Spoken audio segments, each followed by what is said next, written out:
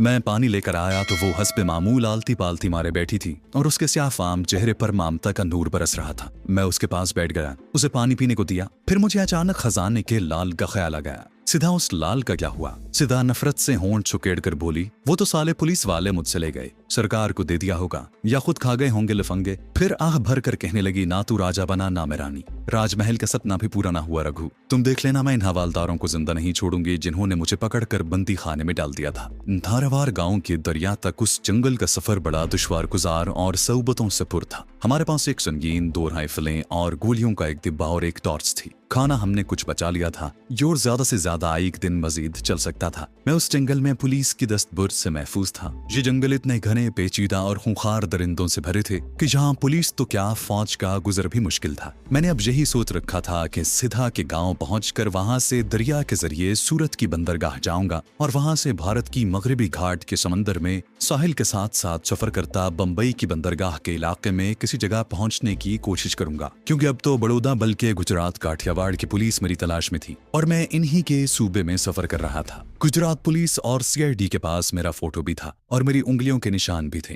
बंबई पहुंचकर भी मुझे बेहद एहतियात से काम लेना होगा और भेष बदल कर शहर में दाखिल होना होगा। मुझे मुकद्दस नक्श के खो जाने का अफसोस था। इस इब्तिला में ये नक्श मेरे लिए बड़ा अक्सीर और कारामद शय था। मैं दिल ही दिल में उन बुजुर्ग की रूह से शर्मसार भी था जिन्होंने मुझे ये मुकद्दस नक्श मरहमत किया। हम जंगल में दिन भर सफर करते रहे, किसी जगह आराम करने को भी बैठ जाते, कहीं कोई जंगली लोगों की बनाई हुई पगडंडी मिल जाती, कहीं हमें खुद जंगल में से रास्ता बनाना पड़ता। मेरी दाढ़ी मूछ बड़ाई थी, मैं खुद शक्ल से जंगली लगने लगा था। बड़ौदा पुलिस के सिपाहियों का खाना हमने 2 दिन चलाया। टिफिन कैरियर का सिर्फ एक डिब्बा पानी पीने के लिए रख लिया था, बाकी फेंक दिया। पहली रात हमने एक चट्टान की खो में बसर की। दोनों राइफलें मैंने उठा रखी थी। संगीन को मैंने एक राइफल पर चढ़ा लिया था। सिधा ने इसरार करके एक राइफल अपने कांधे पर उठा ली। रास्ते में उसने मुझसे सीख कर 1-2 फायर भी किए, मगर उसका निशाना बेहद कच्चा था। मैं ज्यादा गोलियां भी जाया नहीं करना चाहता था। खुदा जाने अब ये सिधा के बेटे सांप की मखसूस बू का असर था कि दरिंदे दूर दूर से गरजते, धाड़ते और शोर मचाते, मगर हमारे पास कोई ना आता। अगली रात हमने जंगली फल फूल और नारियल वगैरह खाकर गुजारा था। मुझे ये भी खतरा था कि कहीं हम रास्ते से न भटक गए हों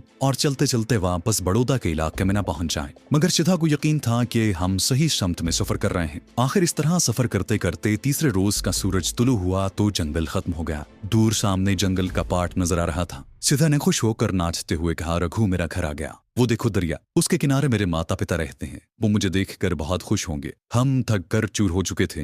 जंगल से निकलकर दरिया किनारे जब उस मकाम पर पहुंचे जहां धारावार मच्छरों का गांव होना चाहिए था, तो देखा कि वहां टूटी फूटी जली हुई झोंपड़ियों के अध चले खपरेल बिखरे हुए थे। सिधा के चेहरे का रंग बदल गया। वो हैरत की तस्वीर बनी इन झोंपड़ियों की तबाही का मंजर देखने लगी। रघु ये सब कुछ क्या हो गया? मैं भी हैरान हो रहा था कि वहां एक भी झोंपड़ी सलामत नहीं थी। कई जगहों पर जमीन की खुदाई हो चुकी थी। मैंने कहा, सिधा लगता है इधर आग लग गई होगी। सिधा ने ऊंची आवाज में अपने माता पिता और दूसरे रिश्तेदारों का नाम ले लेकर उन्हें पुकारना शुरू कर दिया। दरिया किनारे सिर्फ 2 कश्तियां सही हालत में पड़ी थीं, बाकी कश्तियां टूटी फूटी थीं, कुछ आधी दरिया में डूबी हुई थीं। सिधा की पुकार पर किसी तरफ से कोई आवाज ना आई। दरिया का ये किनारा दूर तक वीरान था। एक तरफ किनारे से थोड़ा हटकर एक ऊंचा टीला था जिस पर ताड़ और नारियल के दरख्तों का झुंड था। सिधा बेहद परेशान और मुस्तरिब थी। उसके माँ बाप का कुछ पता न था। झोंपड़ियों की राख और अध चले खपरेल इधर उधर बिखरे हुए थे। कोई आदम था ना आदमजाद। सिधा ने भराई हुई आवाज में कहा, मेरे माता पिता कहाँ चले गए रघु?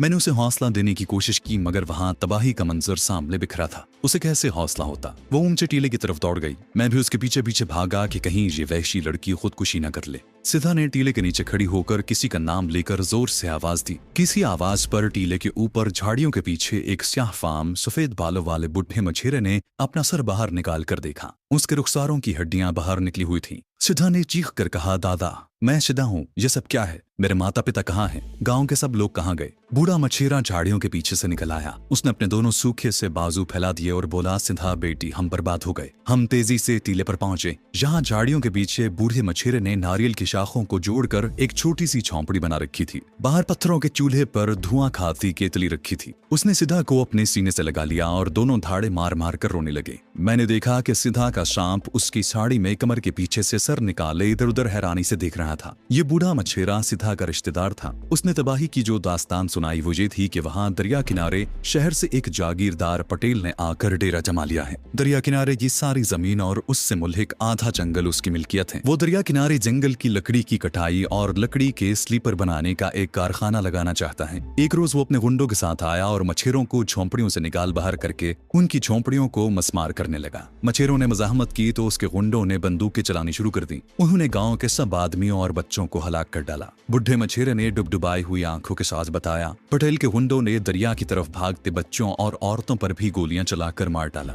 फिर झोंपड़ों को आग लगा दी। पटेल एक जगह खड़ा सिगार पीते हुए ये सब कुछ देखता रहा और अपने गुंडों को शह देता रहा। सिधा का चेहरा गम से निढाल था। उसने रोते हुए पूछा कि गांव वालों की लाशें कहाँ हैं? बुढ़े मछेरे ने बताया कि पटेल के हुक्म पर सारी लाशों को जलाकर उनकी राख हड्डियों समेत दरिया में बहा दी गई है। कोई सबूत बाकी नहीं रहा। मैं किसी तरह बचता बचाता इस टीले पर आकर छुप गया था। मेरी बच्ची मैंने अपने बच्चों अपनी बच्चियों को पटेल के गुंडों की गोलियों से तड़प तड़प कर मरते देखा है, पर मैं बुढ़ा हूँ, कुछ न कर सका। बुढ़ा मछेरा आंखों पर हाथ रख कर जारो कतार रोने लगा। सिधा ने सर झुका रखा था। उसकी आंखों से टप टप आंसू बह रहे थे। इस गम में मैं भी बराबर का शरीक था। उन लोगों के साथ ऐसा भयानक जुल्म किया गया था जिसकी मिसाल मिलनी मुश्किल थी। गुजरात काठियावाड़ के पटेलों के बारे में मैंने सुन रखा था कि वो पुलिस की सरपरस्ती में मनमानी करते और अपने मजारे पर जुल्म ढाते हैं। और ये जगह तो शहर से कोसों दूर एक जंगल में थी जहां उसे पूछने वाला कौन था। अलमनाक हादसे की इत्तला हम पुलिस को भी नहीं कर सकते थे। पुलिस को इत्तला करने जाते तो खुद पकड़े जाते। मैं सिधा को दिलासा देने की नाकाम कोशिश करता रहा। हम चौंपड़ी के आगे जमीन पर बैठे थे। बुढ़े मछेरे ने धोती के मैले पल्लू से आंसू पोंछकर कहा, बेटी भगवान की यही इच्छा थी, हम क्या कर सकते हैं, गरीब लोग हैं। फिर उसने सिधा से पूछा कि उसका खामद साथ क्यों नहीं आया। मेरी तरफ देखकर पूछा, ये पुरुष कौन है? सिधा ने बुढ़े मछेरे को बताया कि उसके खामद का देहांत हो गया था। खामद के भाई बंद उसे मुर्दे के साथ उसे चिता पर जलाने ले गए थे। इस तमिल नौजवान रघु ने उसकी जान बचाई। अब वो अपने माता पिता के घर आई थी कि आगे ये तबाही देखी। सिधा का बेटा सांप उसकी साड़ी से निकलकर उसके बाजू से उतरने लगा तो बुढ़े मछेरे ने किसी कदर चौंक कर सांप के बारे में पूछा, ये तुम्हारे साथ है बेटी? वो बोली, ये मेरा बेटा है दादा। इतना कहकर सिधा ने सांप को गर्दन से पकड़कर उसका मुंह उठाकर अपनी तरफ किया और रिंधी हुई मगर गुस्सीली आवाज में बोली, नाग मेरे माता पिता का बदला लोगे? बोलो, जवाब दो, बदला लोगे अपनी माँ पर किए गए जुल्म का? बुढ़े मछेरे ने हाथ बांध कर कहा, बेटी ऐसा कभी सोचना भी नहीं। पटेल के गुंडों के पास बंदूकें हैं। सिधा ने राइफल उठाकर उसका दस्ता जमीन पर मारते हुए गुस्से में कहा, हमारे पास भी बंदूक है दादा। हम अपने माता पिता भाई बंदों कुट्टम कबीले के खून का बदला लूंगी, जरूर बदला लूंगी। सिधा की नथनों से एक बार फिर फुनकारें निकली। बुढ़ा मछेरा झोंपड़े में गया और नारियल की टोकरी में रखी हुई कच्ची मछली ले आया। तुमको भूख लगी होगी, ये भून कर खा लो। बस मुंह अंधेरे दरिया पर जाकर कुछ मछलियां पकड़ लाता हूँ और सारा दिन जहाँ दुबका बैठे रहता हूँ। पटई के आदमी दोपहर को यहाँ का चक्कर लगाने आते हैं। सिधा ने सर उठाकर उस जमीन की तरफ देखा जहाँ उसके माता पिता को गोलियां मारकर हलाक किया गया था। उस वक्त मुझे ऐसा लगा जैसे सिधा ने अपना फन खोल रखा हो।